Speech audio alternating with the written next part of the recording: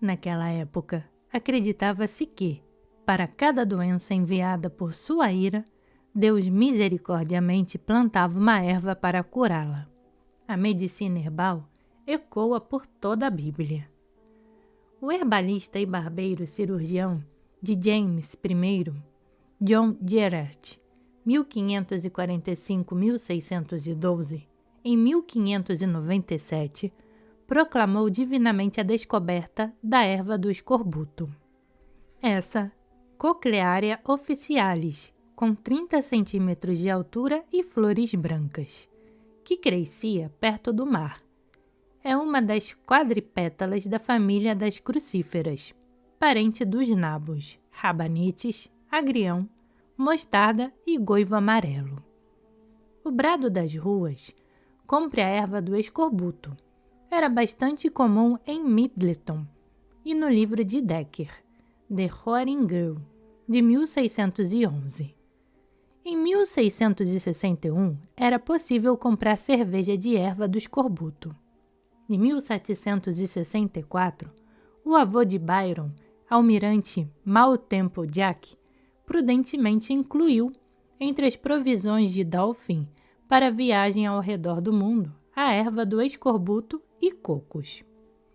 Os marinheiros estavam descobrindo que frutos tropicais comidos em terra curavam o escorbuto a bordo. Laranjas azedas e limão eram a ração favorita de Sir Richard Hankins e o cirurgião da Companhia das Índias Orientais, John Woodall, 1569-1643. No The Surgeon Mate, em 1612, recomendava o armazenamento de suco de limão a bordo de todos os navios da companhia. Os holandeses preferiam sauerkraut e o capitão Cook recomendava geleia de cenoura e mosto de cerveja, vinagre para tomar ou lavar o convés, óleo de vitriolo e enterrar o paciente até o pescoço na terra fria. Todos esses métodos tinham seus defensores, embora mal orientados.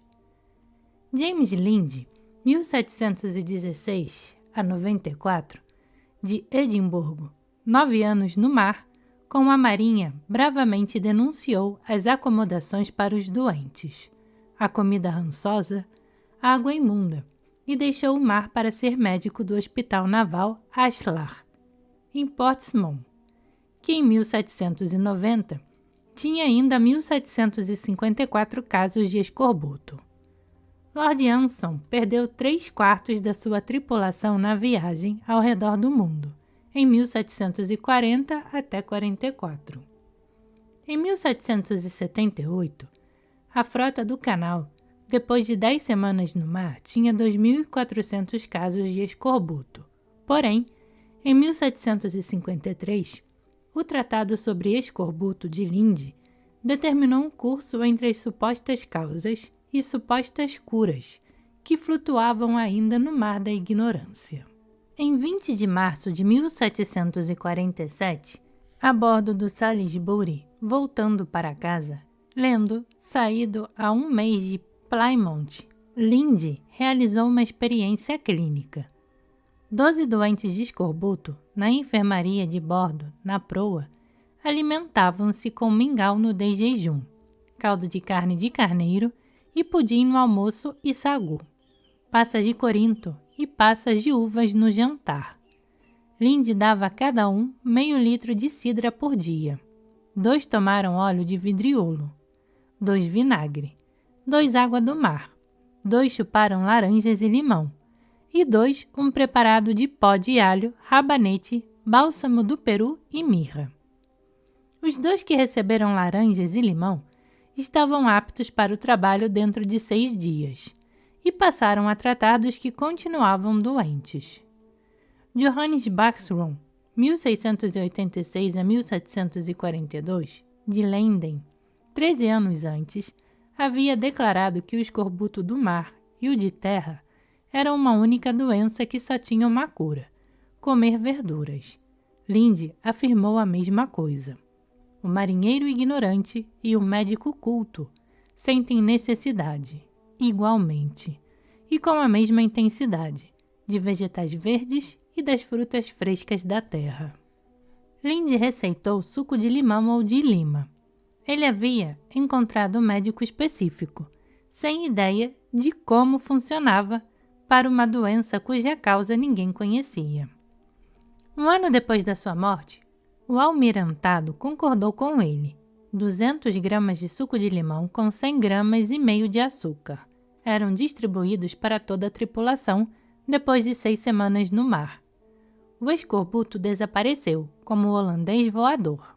Mais tarde, o suco de limão passou a ser preservado com a adição de 1/4 do seu volume de rum.